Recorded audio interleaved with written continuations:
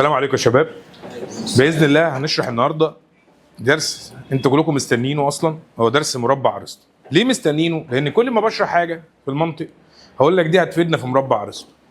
هشرح يا مستر القضايا الحمليه، اقول لك يا باشا دي هتفيدني في مربع ارسطو. هقول لك الحالات الشاذه في القضايا، اقول لك يا باشا دي السؤال الصعب في مربع ارسطو. ايوه بقى، فين مربع ارسطو ده؟ تعالى نبدا فيه ان شاء الله. والسؤال ده او مربع ارسطو 100% في الامتحان، يعني مش هقول لك مثلا احتمال يجي في الامتحان، لا ده لازم يجي في الامتحان، وهيجي بكذا شكل كمان. ممكن يجي سؤال مقالي وسؤال اختياري. الدرس اسمه مربع ارسطو، وليه اسمين كمان، اسمه مربع التقابل، وليه اسم كمان اسمه الاستدلال المباشر. طيب شبابنا، اول حاجه يعني ايه استدلال؟ الاستدلال ده خدناه قبل كده، والله قبل كده في درس التفكير الناقد، وفهمتك ان الاستنتاج معناه ان واحد بيجيب معلومه من لا شيء.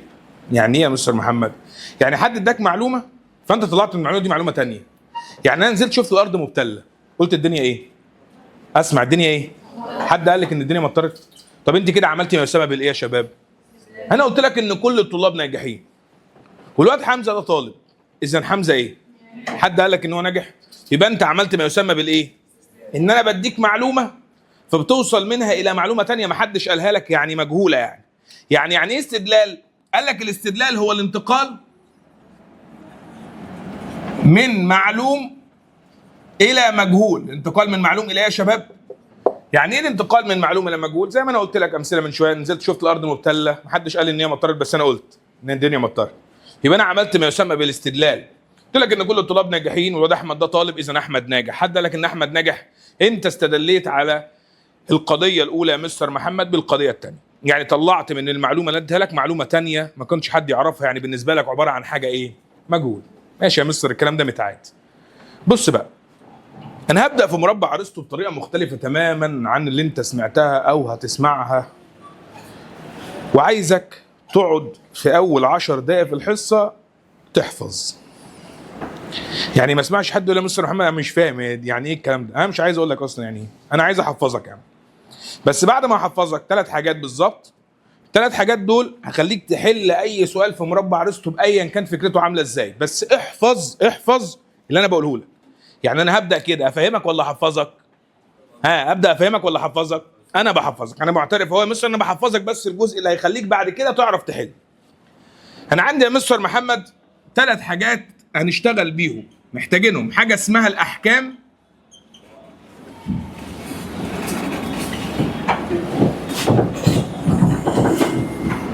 وهنحفظ حاجه اسمها شكل المربع، وبعد كده هديك خطوات. الخطوات دي مش موجوده في الكتاب بس انا بديها لك عشان تحل، اسمها خطوات الحل. طب ليه بتديها لي يا مستر محمد؟ عشان ما تنساش حاجه، مش عايز اسيبك لدماغك. انت لو سبتك لدماغك هتحل غلط او هتنسى حاجه. انا بقى مش عايزك اسيبك لدماغك، انا ولا عايزك تنسى، فانا هديك خطوات تمشي عليها تحل اي مربع. اول حاجه هدربك عليها شكل المربع. احنا بنرسم يا مستر محمد اهو مربع، جه منك مستطيل، جه منك مربع، ما عنديش مشكله. واحفظ بقى قبل ما هبتدي، بس هكتب لك شكل المربع. انا عندي حاجه خدناها قبل كده اسمها القضايا الحمليه. اسمها القضايا الايه؟ اسمع، اسمها القضايا الايه؟ والقضايا الحمليه دي بتنقسم من حيث الكم ومن حيث الايه؟ الكيف. من حيث الكم بتنقسم الى قضيه كليه يا اما قضيه ايه؟ ومن حيث الكيف بتنقسم من اما قضيه موجبه يا اما قضيه ايه؟ طيب يعني انا اخري في القضايا الحمليه ان القضيه تطلع يا اما كليه ايه؟ موجبه، يا اما كليه ايه؟ سالبه، يا اما جزئيه ايه؟ موجبه، يا اما جزئيه ايه؟ هل في حاجه تانية؟ دول كام قضيه؟ وانا عندي كام راس للمربع؟ 4. المفروض نحط كل قضيه من دول على راس من رؤوس المربع دي. فمستر نحطهم ازاي؟ احفظ بقى بالطريقه اللي بقول لك عليها دي. الكليات فوق، اسمع، الكليات فين؟ لا كله يقول الكليات فين؟ الجزئيات. تاني، الكليات، الجزئيات.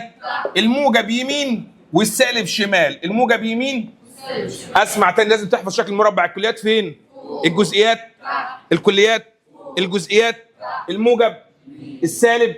تاني، الكليات، الجزئيات، الموجب، السالب، خدت وقت في حفظهم؟ انت عارف المفروض تحفظهم ازاي؟ فوق على اليمين كليه موجبه، تحت على اليمين جزئيه موجبه، فوق على الشمال كليه سالبه، تحت على الشمال جزئيه سالبه. طب ليه يا عم؟ ده انت هتنساهم وانت خارج من القاعه اصلا. فاحفظ بالطريقه بقول لك عليها. يلا هنرسم مربع، الكليات فين؟ الجزئيات، الموجب، السالب. طيب كل ضلع على المربع ليه اسم، فتعالى نسميهم ونحفظهم. الضلع اللي فوق ده بنسميه التضاد. الضلع اللي فوق بنسميه يا شباب، اللي تحت ده اسمه الدخول تحت التضاد. يمين وشمال تداخل، يمين وشمال، اسمع، يمين وشمال، في النص كده او كده تناقض، في النص كده او كده يا شباب. يبقى نحفظ ثاني المربع. معلش الكليات فين؟ الجزئيات. لا مش عاجبني والله العظيم، والصوت واطي بجد، ومش في ناس ما بتقولش. يلا الكليات فين؟ الجزئيات، الموجب، السالب. طب الضلع اللي فوق اسمه الايه؟ الضلع اللي تحت اسمه الدخول تحت. يمين وشمال، اللي في النص كده او كده. حفظنا اول حاجه، انا ما قلتلكش افهم حاجه. حفظت اول حاجه اللي هو ايه يا مستر؟ اول حاجه شكل المربع، حفظته يا مستر. قبل ما اخش على الاحكام يلا نقوله تاني. الكليات فين؟ الجزئيات، الموجب، السالب. الضلع اللي فوق اسمه ايه؟ الضلع اللي تحت اسمه الدخول تحت. يمين وشمال، في النص كده او كده. تعالى حفظك الاحكام اللي انت مش تفهم منها حاجه دلوقتي. انا معترف انك مش تفهم حاجه دلوقتي، ما عنديش مشكله مع ده. انا اهم حاجه تخرج عارف كل حاجه. ترتيب الفهم مش مشكله بالنسبه لي. انا عندي 4 احكام. اول حكم اسمه حكم التداخل. الحكم الثاني اسمه حكم التضاد. الحكم الثالث اسمه الدخول تحت التضاد. الحكم الرابع اسمه التناقض. هنبدأ بالتداخل. التداخل ليه شكلين، مرة مع الصادق ومرة مع مين؟ اسمع، مرة مع الصادق ومرة مع مين؟ قال لك الصادق لو فوق ينزل، الصادق لو فوق، اما لو تحت ما يطلعش. يا نهار ازرق، ايه يا مستر ده؟ يا عم احفظ بس، ما قلتلكش افهم حاجه. يلا الصادق لو فوق، الصادق لو فوق، اما لو تحت. تاني الصادق لو فوق، الصادق لو فوق، اما لو تحت. اما الكاذب بقى، الكاذب لو تحت يطلع، اما لو فوق ما ينزلش. مستر ايه الطلاسم دي؟ يا عم انا ما قلتلكش افهم حاجه بقى، ما تسكت بقى. يلا تاني. التداخل في حاله الصادق وفي حاله ايه؟ في حاله الصادق. الصادق لو فوق، الصادق لو فوق، اما لو تحت.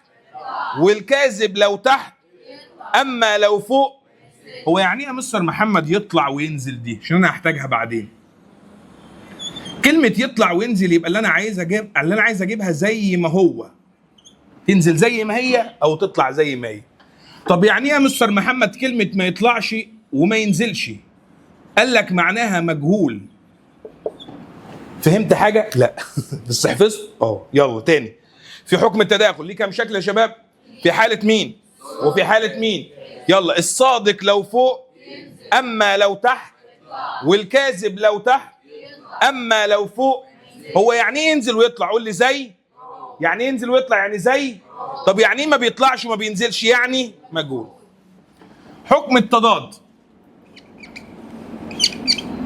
لا يصدقان معا وقد يجذبان. اسمعوا، التضاد لا يصدقان معا وقد. تاني يلا اسمع ايه؟ طب الدخول تحت التضاد ده يا جمال، قال لك لا يجذبان معا وقد يصدقان. ايه يا مستر الكلام ده؟ يا عم اسمع بس. تاني، يبقى نقول تاني يا مستر محمد. التضاد لا يصدقان معا وقد ايه؟ اما الدخول تحت التضاد لا يجذبان معا وقد ايه؟ بص انا بعمل ايه بقى؟ بعمل دايره فوق كلمه يصدقان ودايره فوق كلمه يجذبان، ونفس الكلام تحت هنا اهو. وبقول لك اللي بيجي بعد لا بيبقى العكس، اللي بيجي بعد لا بيبقى الايه؟ واللي بيجي بعد قد بيبقى مجهول. يا مستر مش فاهم حاجه. والله يا ابني هتحصل كل ده، بس اديني 5 دقايق كمان. كل ده هتفهمه مع اول سؤال حلو. يلا. التضاد لا يصدقان معا وقد، اما الدخول تحت التضاد لا يجذبان معا وقد. اللي بيجي بعد لا بيبقى، واللي بيجي بعد قد بيبقى. طب والتناقض يا مستر محمد؟ ده اسهل حكم ودايما هنبدا بيه في الحل. التناقض عكس بعض. عكس يا شباب. طيب كده انا خلاص خلصت اكتر من 80% من الحاجه اللي انا عايزك تحفظها قبل ما ابتدي احل. مع اول سؤال هتحصل كل حاجه، ومع تاني سؤال هتحصل، وتالت سؤال هتحصل، لحد ما تخرج بعد رابع 5 سؤال انت مفيش سؤال هيقف قدامك في مربع ارسطو. الخطوات مش هتلاقيها في حته بعد اذنك. اي حاجه من دي يا مستر محمد مش هتلاقيها بالطريقه دي مكتوبه. فبعد اذنك احفظ اللي انا بقوله ده، وما تخش الامتحان لما تكون محصله كويس قوي. الخطوات اول حاجه بص يا باشا، حدد نوع القضيه. حدد نوع الايه؟ اسمع، حدد نوع واعرف هي صادقه ولا كاذبه. ايه يا مستر هعرفها منين؟ بص هكلمك عشان وانت بتذاكر كده تفهم. ما تقلقش، موجوده في السؤال. دي اول خطوه. فيها كام حاجه؟ حاجتين. بنحدد نوع الايه؟ القضيه. واعرف هي صادقه ولا هالف. قال لك لا، موجوده فين؟ رقم 2. ارسم المربع يا معلم. زائد حط القضيه الاصليه عليه بالبلدي خالص اهو، واكتب هي صادقه ولا كاذبه. ماشي. وعلم عليها. يعني ايه علم عليها؟ لما نجي لها هقول لك. رقم 3، هات القضايا. ورقم 4، هات الأحكام. بص يا معلم بقى، أنا دلوقتي هدربك على أصعب سؤال في مربع أرسطو، اللي هو السؤال المقالي. يعني الاختياري هيبقى أتفهم منه بكتير، بس أنا هخليك متمكن من السؤال المقالي ده. فلما أجي أحل معاك سؤال اختياري تلاقي الموضوع عبيط قوي. يلا يا شباب. الأحكام كم حكم يا شباب؟ 4. التداخل في كم شكل؟ الصادق والإيه؟ الصادق لو فوق أما لو تحت، والكاذب لو تحت أما لو فوق. هو يعني ينزل ويطلع؟ يعني زي. طب يعني ما بيطلعش وما بينزلش؟ يعني التضاد لا يصدقان معا وقد، والدخول تحت التضاد لا يجذبان معا وقد. اللي بيجي بعد لا، انا مش فاهم يعني اللي بيجي بعد لا، بس انا بحفظك. اللي بيجي بعد لا بيبقى، واللي بيجي بعد قد بيبقى. التناقض اسهل حكم ماله يا شباب؟ عكس بعض. يلا نحفظ المربع كده. الكليات فين؟ الجزئيات. الموجب، السالب. الضلع اللي فوق اسمه الايه؟ الضلع اللي تحت اسمه ايه؟ يمين وشمال. اسمع، يمين وشمال. في النص كده او كده. الخطوات دي كده كده يا مستر محمد انت لازم تحل بيها، فهنرددها تاني دلوقتي. سؤال قال لك على فرض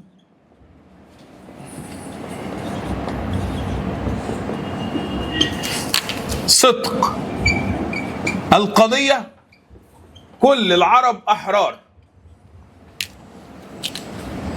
ما القضايا التي تقابلها على مربع التقابل وما حكمها؟ ده أصعب سؤال، فخد بالك. ده السؤال المقالي. يعني يا مستر محمد لو أنت فهمته يبقى أنت كده خلاص. هنبتدي نطبق اللي احنا عملناه. أول حاجة بنحدد نوع الإيه؟ فين القضية اللي في المربع؟ أهي صح؟ يلا حدها لي من حيث الحملية كده. هتبقى قضية إيه دي؟ كلية إيه؟ موجبة. كلية يا شباب؟ خدنا وقت. تاني حاجه بيقول لك اعرف هي صادقه ولا كاذبه، وقال لك ما تقلقش موجوده في السؤال. هو فعلا موجوده في السؤال. قال لك على فرض ايه؟ يعني انا عرفت ان هي جايه ايه؟ صادقه. اول خطوه خلصناها. تاني خطوه بنرسم مين؟ يلا نرسم المربع. الكليات فين؟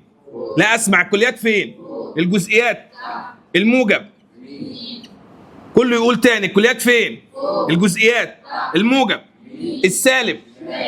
الضلع ده اسمه الايه؟ الضلع ده اسمه ايه؟ يمين وشمال، في النص كده او كده. رسمت لك يا عمنا المربع، قال لك حط القضيه الاصليه عليه. هي القضيه الاصليه طلعت الكليه ايه؟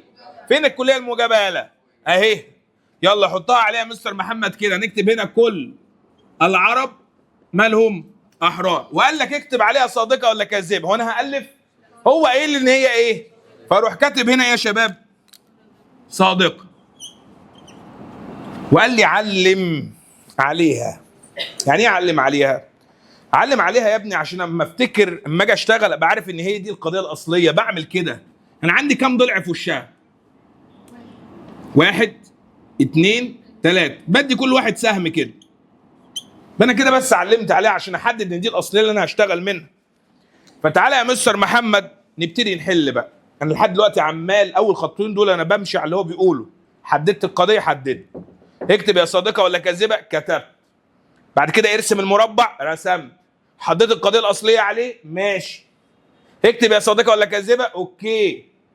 علم عليها، علمت. فاضل لي خطوتين وهم دول اللي فيهم الشغل بقى. هات الايه؟ القضايا. يعني ايه هات القضايا؟ ما انا عندي كل العرب احرار، دي قضيه كليه ايه؟ انا عايز احول نفس القضيه الجزئيه موجبه، هتبقى ايه؟ بعض العرب احرار. بعض العرب ايه؟ يلا يا شباب، احنا عايزين نجيب القضايا. ثالث حاجه اسمها هات الايه؟ طيب القضايا اللي فوق كل العرب احرار دي كليه ايه؟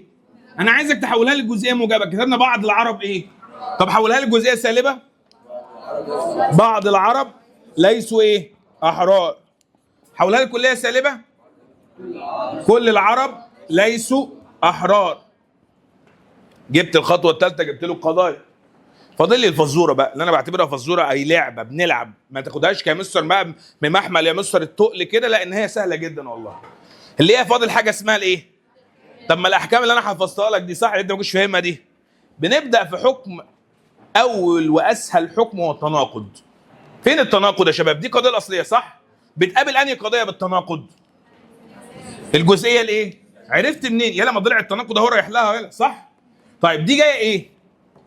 وانا قلت لك حكم التناقض ماله؟ فدي صادقه، يبقى انا عايز اجيبها هتبقى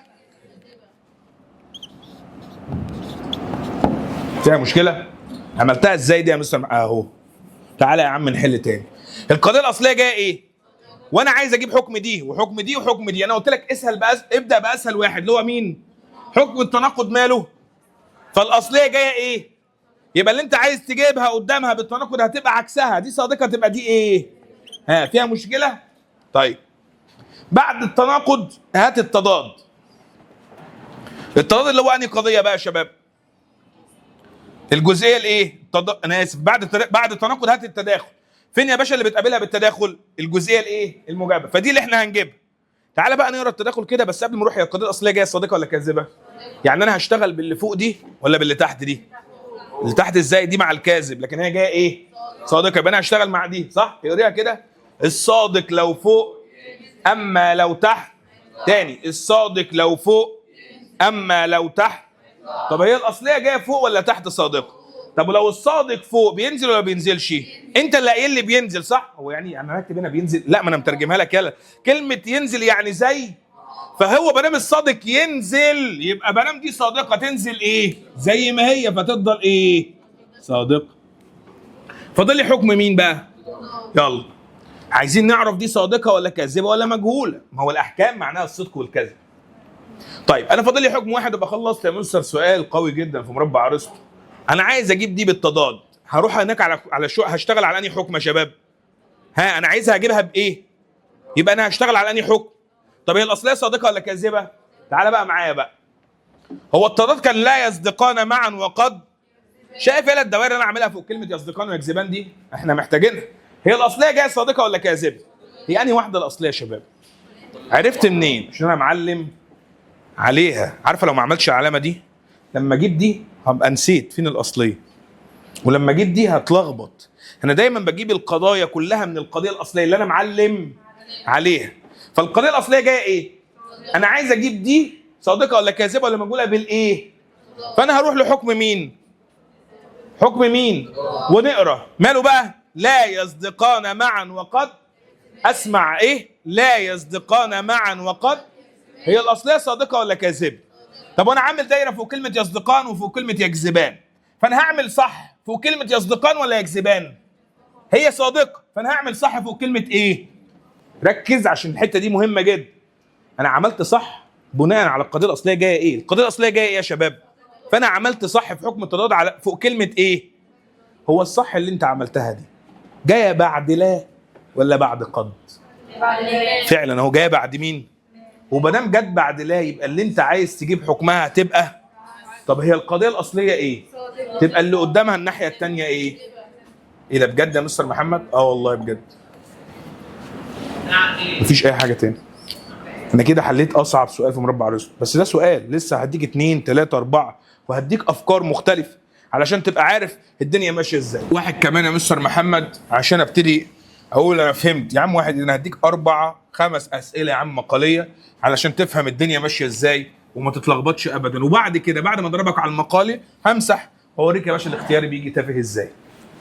طيب على فرض بقى نغير كذب القضية بعض الكلاب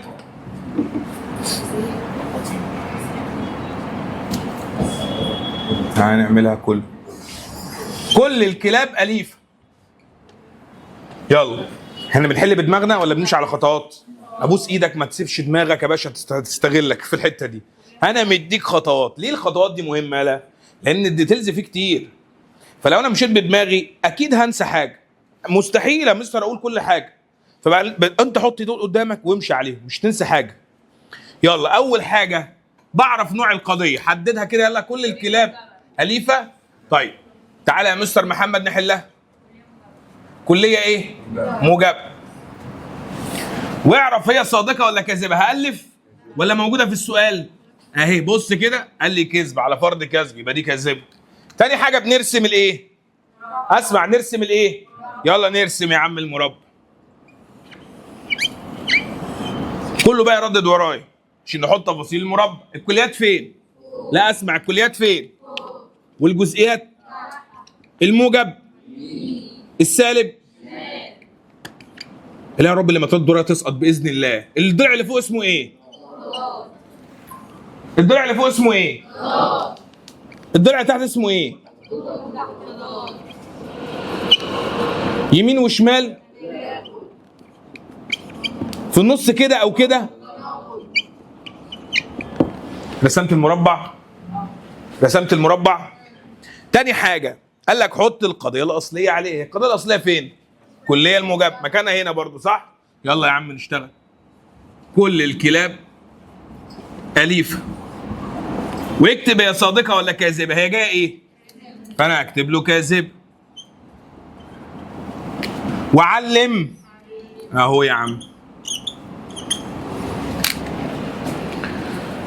شبابنا أنا كده جبت له الخطوة الثانية والأولى، فاضل لي هات الإيه؟ القضايا. القضية الأصلية كل الكلاب أليفة. حد يحولها لجزئية موجبة كده. بعض الكلاب إيه؟ طب حاول دي حولها لكلية سالبة.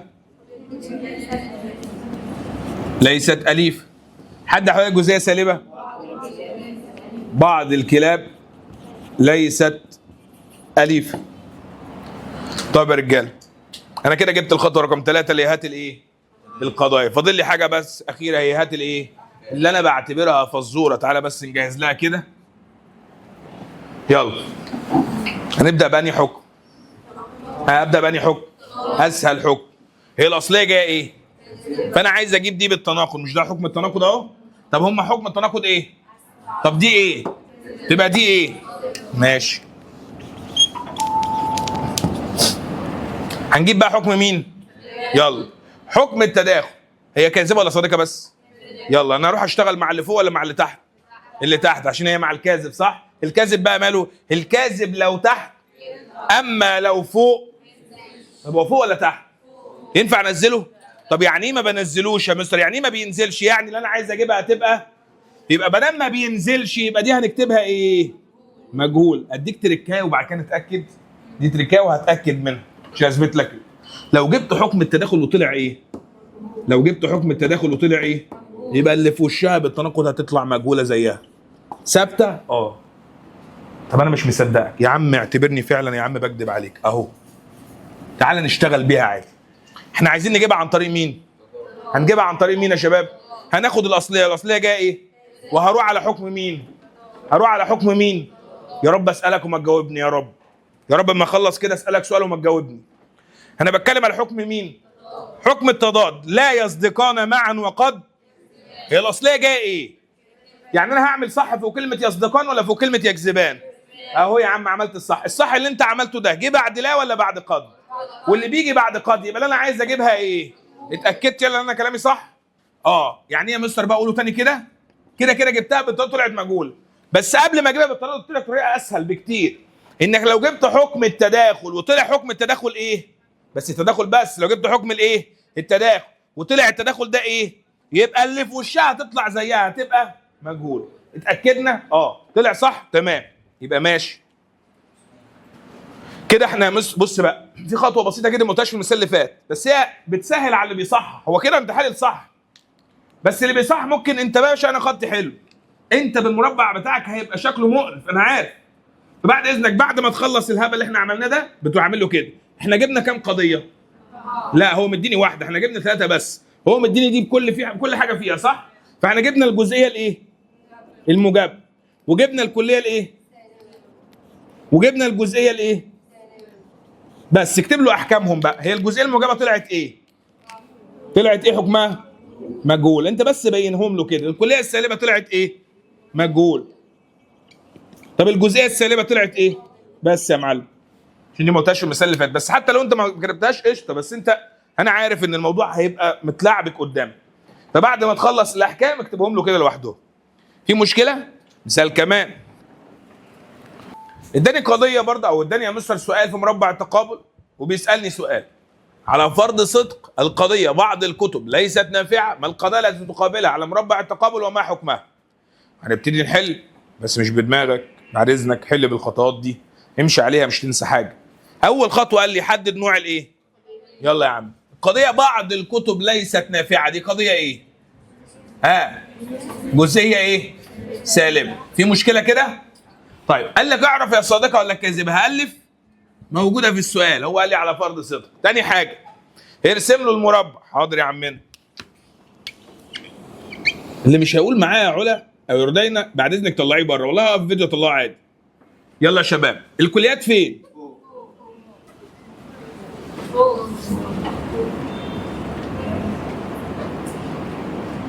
الكليات فين؟ الجزئيات؟ الموجب؟ انا بقول لك اهو تاني، اللي مش هيقول والله العظيم 3 هطلعه بره، انا مش بهزر. الكليات فين؟ الجزئيات؟ الموجب؟ السالب؟ احفظه هنا يا باشا بدل ما تروح تتعب نفسك هناك. يعني انا مش عايزك تردد ورايا وخلاص، انا عايزك تحفظ يا حبيبي. يلا الضلع اللي فوق اسمه الايه؟ الضلع اللي تحت اسمه ايه؟ يمين وشمال؟ في النص كده او كده؟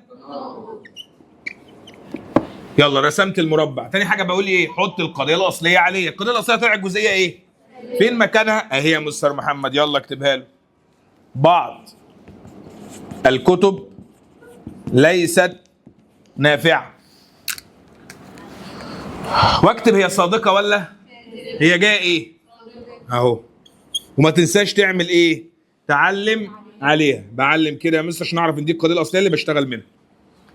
يلا يا شباب، بعد كده هنجيب الايه؟ اسمع، هنجيب الايه؟ ايه القضايا دي؟ يا عم هو مديك بعض الكتب ليست نافعه، حولها له جزئيه موجبه وكليه موجبه وكليه سالبه. يلا يا شباب، الجزئيه الموجبه بتاعتها هتبقى ايه؟ تمام، بعض الكتب نافعه. طب حولها لي كليه موجبه؟ كل الكتب نافعه. حولها لي كليه سالبه؟ كل الكتب ليست نافعه. كده جبنا له الخطوه رقم 3. فاضل لي مين؟ اللي هي الفزوره او اللعبه اللي احنا بنلعبها مع بعض. انا معايا القضيه الاصليه جايه ايه؟ بجيب اسهل حكم، وحكم مين؟ حكم التناقض ايه يا باشا؟ طب دي صادقه، تبقى دي عكسها تبقى ايه يعني؟ كاذب. بعد التناقض بنجيب مين؟ يلا حكم التداخل قبل ما اروح، بس يا صادقه ولا كاذبه الاصليه؟ يلا هات الصادق ده وروح معايا اهو، اللي هي فوق صح؟ اقرا كده، الصادق لو فوق اما لو تحت. هو فوق ولا تحت؟ ينفع نطلعه فوق؟ وما دام ما بيطلعش يبقى اللي انا عايز اجيبه هيبقى، يلا يا معلم، يبقى ده كده هيبقى مجهول. حد يديني حاجه كده تريكاه. ما دام جبت حكم التداخل وطلع ايه؟ يبقى اللي في وشها بالتناقض هتطلع ايه؟ بقول لك انا مش مصدق يا عم ولا انا كمان، تعالى يلا نحلها. هو اللي بينهم حكم اسمه ايه؟ يلا هنجيب الاصليه ونروح على حكم الدخول تحت التضاد. امسح بس كده من الدرس اللي فات او من المثال اللي فات. الدخول تحت التضاد اهو، قال لك لا يجذبان معا وقد. هي الاصليه جايه ايه؟ يعني انا هحط الصح فوق كلمه يجذبان ولا فوق كلمه يصدقان؟ اهو يا عم الصح اهي. الصح اللي انا عملتها دي جت بعد لا ولا جت بعد قد؟ واللي بيجي بعد قد يبقى اللي انت عايز تجيبها تكتب عليه. ده طلعت صح يا مستر محمد. في مشكله؟ هل حد عنده مشكله في اللي انا قلته ده؟ طيب دي بقى القضايا. فاكر ما قلت لك والله العظيم قبل كده، قلت لك مربع ارسطو هيبقى سهل جدا لو واحد عرف اشكال كل انواع القضايا الحمليه. فاكر لما كنت بشرح القواعد الشاذه للقضايا دي كنت بقول لك ايه؟ ركز عشان ده السؤال الصعب اللي هيجي لك، صح؟ ما قلتلكش ان ده من كل الاسئله. هو يا باشا الامتحان هيبقى سهل باذن الله، بس في تركايتين كده هيجوا هم دول اللي هيبقوا صعبين. يوم ما يبقوا صعبين هيبقوا من درس شواذ القضايا اللي انا شرحتهم لك يا مستر محمد، اللي هو بتاع 10 انواع من القضايا كده، اشكالها مختلفه جدا، بس لما تشوفها اختار كذا وعلمتها لك. تعالى يا مستر بقى نحاول ندخل واحده منهم في الاسئله. يلا يا شباب، دي فكره من افكار المربع بقى اللي هيبتدي يشتغلني بيها. بس على مين يا باشا؟ احنا كل الحاجات دي احنا اخدناها قبل كده. شباب فاكرين درس الاستغراق؟ الاستغراق كان بيقول ان الكليات تستغرق مين؟ اسمع، الكليات تستغرق مين؟ الموضوع. والسوالب تستغرق مين؟ المحمول. يعني لما يجي يقول لي يا مستر محمد القضيه كل الكتب نافعه، ركز كده معايا، كل الكتب ليست نافعه. انا براجع درس الاستغراق بسرعه اهو، ده درس الاستغراق. بعض الكتب نافعه، كل الكتب، بعض الكتب ليست نافعه. حدد لي نوع القضيه الحمليه عادي خالص. يلا كل الكتب نافعه دي قضيه ايه؟ كليه ايه؟ موجبه. طب كل بعض الكتب نافعه، جزئيه ايه؟ موجبه. طب كل الكتب ليست نافعه، تمام، كليه سالبه. بعض الكتب ليست نافعه، جزئيه ايه؟ سالبه. عايز بقى احدد مين اللي مستغرق. انا قلت لك مين اللي بيستغرق الموضوع؟ مين اللي بيستغرق الموضوع؟ طب مين اللي بيستغرق المحمول؟ طب هو الموضوع ده يبقى الكلمه الاولى ولا الثانيه؟ الاولى، يبقى ده الموضوع صح؟ اللي هو الكلي والجزئي ده الموضوع. طب الموجب والسالب بنسميه مين؟ المحمول. يبقى الجزئي ده مين؟ موضوع. والموجب ده مين؟ محمول. يبقى الكلي ده مين؟ موضوع. والسالب ده مين؟ محمول. طب الجزئي ده مين؟ موضوع. والسالب ده محمول. ماشي. يلا بقى نحل الاستغراق. هو مين اللي بيستغرق الموضوع؟ قلت مين اللي بيستغرق الموضوع؟ القضيه هنا جايه ايه؟ يبقى دي مستغرقه مين؟ الموضوع. طب مين اللي بيستغرق المحمول؟ هنا جايه ايه؟ يبقى مستغرقه؟ لا، يبقى القضيه دي مستغرقه الموضوع فقط. ركز عشان هنحل بالكلام ده. طب الجزئيه الموجبه مين اللي بيستغرق الموضوع؟ هنا جايه ايه؟ يبقى مستغرقه الموضوع؟ لا. مين اللي بيستغرق المحمول؟ هنا جايه ايه؟ يبقى مستغرقه؟ لا. يبقى القضيه بعض الكتب نافعه، الجزئيه الموجبه دي لا تستغرق ولا الموضوع ولا المحمول. طب الكليه السالبه مين اللي بيستغرق الموضوع؟ هنا جايه ايه؟ يبقى مستغرقه مين؟ طب مين اللي بيستغرق المحمول؟ هنا جايه ايه؟ يبقى القضيه الكليه السالبه بتستغرق كل من الموضوع والمحمول. طب الجزئيه السالبه بسرعه بقى كده، مين اللي بيستغرق الموضوع؟ هنا جايه ايه؟ يبقى مستغرقه؟ لا. مين اللي بيستغرق المحمول؟ هنا جايه ايه؟ مستغرقه؟ يبقى القضيه بتستغرق المحمول فقط. تعالى بقى ناخد الكلام ده ونحل بيه فوق. القضيه اللي بتستغرق الموضوع والمحمول هي القضيه مين؟ الكليه الايه؟ طب القضيه اللي بتستغرق الموضوع فقط الكليه الايه؟ يلا يا عم حطهم على مربع ارسطو. الكليه الموجبه، انا اسف، الكليه السالبه والكليه الموجبه، بينهم ايه كده يا شباب؟ بينهم ايه؟ يبقى هنروح نختار من الاختيارات ايه؟ شايف الاختيارات عامله ازاي؟ السؤال الاختياري دايما هو بيبقى فيه فكره، بس خطوته سهله جدا. انا بحل بحاجه واحده بس، هو طالب مني حاجه واحده بس، مش حاجات كتير زي السؤال اللي ضربتك عليه من شويه. بعض طيب الطلاب غير حاضرين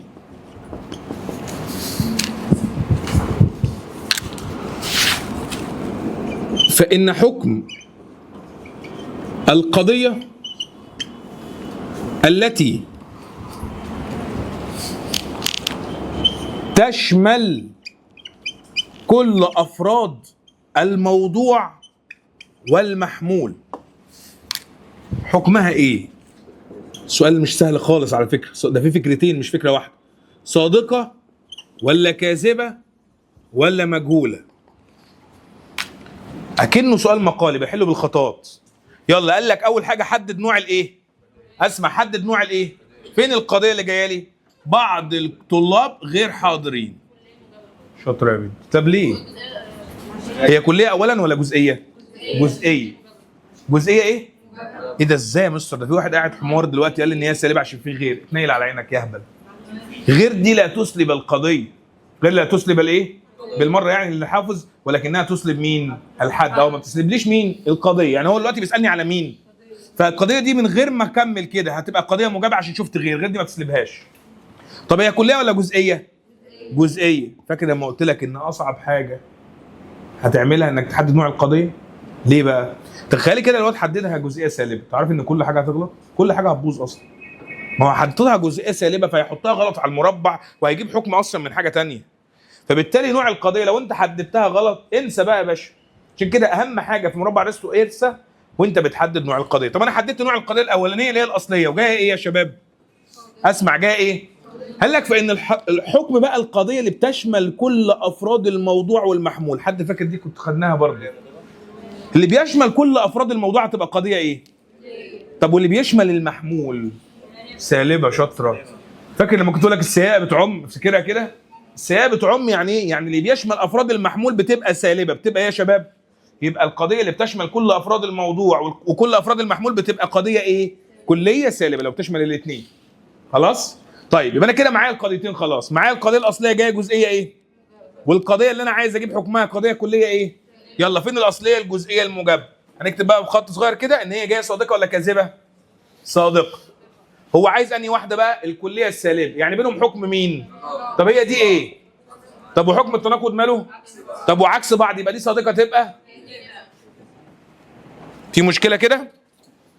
دي صادقه يبقى اللي انت عايز تجاوب بالتناقض هتبقى عكس بعض. طب دي صادقه تبقى دي ايه؟ كاذب. عشان كده اخترناها كاذب. مع انه سؤال اختياري بس عشان احله رسمت الايه؟ المربع. يعني سؤال اختياري بس عشان تحله حبيب قلبي لازم برضو تعمل خطوات السؤال المقالي. عشان كده قلت لك اساس انك تعرف تحل على مربع ارسطو انك تتدرب على السؤال اللي انا شرحته 3 4 امثله في الاول دول. هم دول اللي هيخليك تعرف تحل السؤال الاختياري والمقالي وكل اسئلته. طيب تعالى يا مستر نكمل. القضيه بعض الكتب نافعه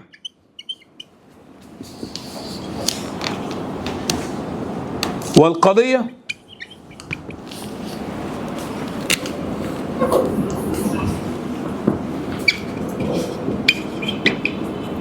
كل العرب أحرار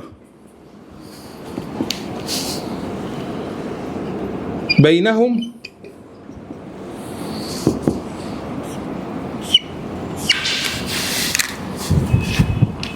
تضاد تداخل دخول تحت التضاد تناقض. بينهم ايه دول يا شباب؟ تعال نشوف عشان هلبسك. بعض الكتب نافعه دي قضيه ايه؟ جزئيه موجبه. طب وكل العرب احرار؟ كليه ايه؟ موجبه. هات الجزئيه الموجبه والكليه الموجبه بينهم ايه؟ فالواد يختار تداخل وياخد صفر. مستر والله العظيم بينهم يا مستر دي الجزئيه الموجبه والكليه الموجبه والله بينهم تداخل. ايوه يا عم انت عندك حق.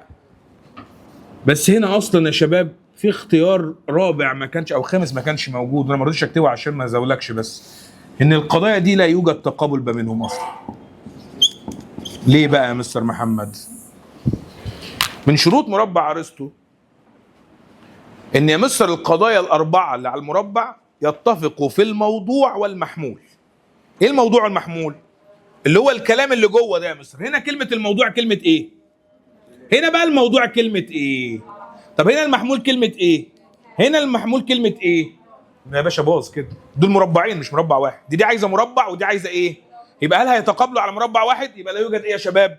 ليه؟ عشان لو جات لك سؤال مقالي قول له لان هذه القضايا تختلف في الموضوع والمحمول. ومن شروط مربع ارسطو ان القضايا الاربعه تتفق في الموضوع والمحمول وتختلف في الكم والكيف. ايه الكم والكيف ده؟ اللي هو كليه وجزئيه موجبه وسالبه. بس لازم كله يفضل ايه؟ نفس الموضوع ونفس المحمول. لو ركزت في الامثله اللي احنا شرحناها كنت مثلا بقول كل الكتب نافعه، يبقى اللي تحتيها بعض الكتب نافعه.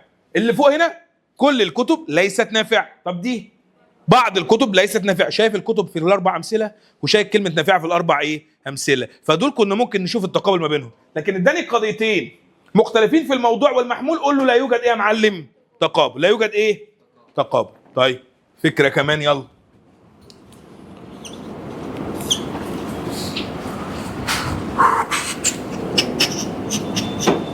بين القضيتين المختلفين في الموضوع والمحمول تقابل بايه؟ تضاد، تداخل، تناقض، دخول تحت التضاد. بس انا اسف المفروض اغير. اصلا لا يوجد تقابل بينهم صح؟ بس بقى انا غير الفكره الثانيه دي نفس الفكره اللي فوق. بين القضيتين المختلفين في الكم والكيف. في الكم والايه يا شباب؟ فاكرين الكم اللي هو ايه؟ تعالى كده نراجع مع بعض. الكم ده اللي هو يا اما قضيه كليه يا اما قضيه ايه؟ والكيف ده اللي هو يا اما قضيه موجبه يا اما قضيه ايه؟ طب هو قال لك بقى عايزهم قضيتين مختلفين في الايه؟ في الكم ومختلفين في الايه؟ يعني مره واحده كليه والثانيه هتبقى ايه؟ جزئيه صح؟ كده مختلفين في الكم. وعايزهم برضو مختلفين في الكيف. يعني مره واحده موجبه هتبقى ثانيه ايه؟ تعال نجيبهم نحطهم على مربع كده. الكليه الموجبه والجزئيه السالبه بينهم ايه يا شباب؟ تناقض. ها فيها مشكله؟ طيب فكره كمان. حاضر يلا. هو بيقول لي عايز قضيتين. كون انت قضيتين مختلفين في الايه؟ ومختلفين في الايه؟ الكم ده اللي هو كليه وايه؟ هو عايزهم مختلفين وهم قضيتين. يعني هخلي واحده ايه؟ والثانيه تبقى ايه؟ وعايزهم برضو مختلفين في الايه؟ في الكيف. طب ما انا عندي اثنين في الكيف اخليهم بقى عكس بعض. واحده تبقى ايه؟ والثانيه تبقى ايه؟ اهو. يبقى الكليه الموجبه والجزئيه السالبه احطهم على المربع كده هتلاقي بينهم ايه؟ ها الكليه الموجبه والجزئيه السالبه اهم صح؟ بينهم ايه؟ عشان كده اخترنا مين يا بنتي؟ تناقض. طيب على فرض صدق القضيه التي، طبعا يا باشا اللي ما حضرش شواذ منطق او مش فاهم يعني ايه القضيه دي وقاعد دلوقتي على الله حكايته احسن تستاهل يا رب. على فرض صدق القضيه التي يتصل محمولها بكل افراد موضوعها فانها او فما حكم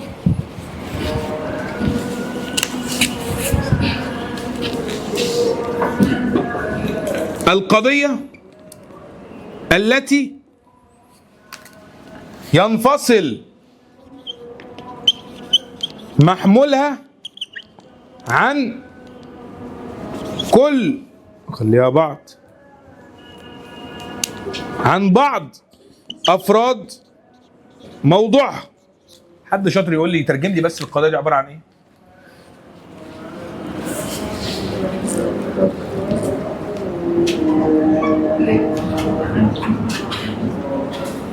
يعني ايه اصلا يتصل؟ مش بس كده. انا عايز ناس تترجم لي كده. يتصل دي يعني موجبه صح؟ اهو. طب قال لك يتصل المحمول بقد ايه من الموضوع بقى؟ بكل صح؟ وما دام كل افراد الموضوع تبقى ايه؟ ماشي. طب بص الثانيه بيقول لك ايه؟ القضيه بقى التي ينفصل، ما تكملش، ينفصل دي هتبقى ايه؟ سالب. عن كل، لا قال عن بعض افراد موضوع، هتبقى قضيه ايه؟ جزئيه. طب هو مستر ما ادانيش اختيارات، لا ما انا هديك اختيارات بقى. قال لك فما حكمها، يعني هيديني يا اما صادقه يا اما كاذبه يا اما ايه؟ مجهوله. هي فين القضيه الاصليه اللي بتبقى قبلها على طول على فرض صدق، اللي هي الاولى ولا الثانيه؟ يعني دي الاصليه صح، وهو قال ان هي ايه؟ يبقى انا هكتب عليها صادقه عشان هروح انفذ بيها هناك. هات لي الكليه الموجبه دي كده، اللي هي هنا صح؟ الكليه الموجبه هنا صح؟ هكتب عليها صادقه. هو عايز انهي واحده بقى؟ اللي هي دي صح؟ بينهم حكم مين؟ التناقض. دي صادقه تبقى دي ايه؟ عرفت منين ان حكم التناقض عكس؟ تبقى دي يا مستر اختار ان هي ايه؟ كاذب. في مشكله؟ خد بالك اللي انا كتبته ده الافكار الصعبه، بجد افكار صعبه جدا. يعني دي اللي هو لو حب يشغل دماغه عليك، في اسئله اكتر من كتير انت تشوفها في الواجب، اسئله سهله كتير كتيره جدا، بس لو ضربتك على السهل يا باشا هتلبس انت بقى، لان دي افكار انت شايف كل واحده بنتعب قد ايه بس بنحدد نوع القضيه. يقول لك مثلا بين القضيه كل العرب احرار والقضيه لا عربي حر، تقابل بايه؟ تضاد، تناقض، تداخل، دخول تحت التضاد. يلا يا شباب هنحدد نوع القضيه ونشوف كل العرب احرار دي قضيه ايه؟ كليه ايه؟ يلا بقى عشان ما تلبسش بقى. لا عربي حر دي قضيه ايه؟ شاطر. يلا لا زائد موضوع محمول على طول تبقى قضيه جزئيه، كليه ايه؟ سالبه، مش جزئيه سالبه، كليه ايه؟ سالبه. ازاي يلا؟ لما قلت لك لا طالب حاضر، لا عالم جاهل، لا عربي حر، اي حاجه يا مستر محمد، اي قضيه بدات بلا لزق فيها موضوع محمول. يعني ايه لزق فيها موضوع محمول؟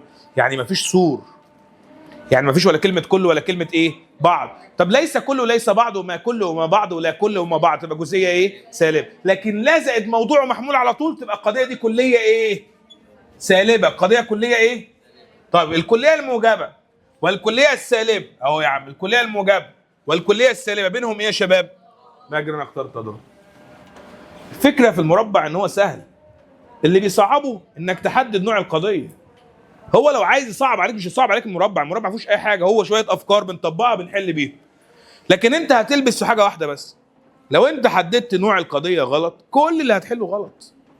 فبالتالي معلش اتعب شويه وروح يا باشا افتح بورد كده يا مستر محمد، خش على الجروب بتاعك هات البورد بتاعت القضايا الشاذه الحمليه يا مستر، اديتك افكار ليها كتير، كانوا 10 او 9 قضايا وحلينا يا مستر محمد، اديتك امثله كتير قوي عليها. معلش احفظهم صمهم لان هو يلعب بيهم، دي موجوده فيهم وغير موجوده فيهم، وليس بعض وليس كل ما بعض موجوده فيهم. اوعى تنسى لا في النص، لا في النص بعدها اسم بتبقى القضيه موجبه، زي كل المواصلات لاسلكيه. كلمه لاسلكيه هنا القضيه دي موجبه ولا سالبه يا مستر محمد؟ موجبه. طب لا لو بعدها فعل، يعني كل المواصلات لا تعمل، لا هنا سالبه. اوعى تنسى القضايا دي بعد اذنك عشان هيستخدمها في مربع ارسطو. يا رب اكون فدتك، ويا رب اكون الطريقه البسيطه دي حفظتك مربع ارسطو وخليتك تعرف تحل.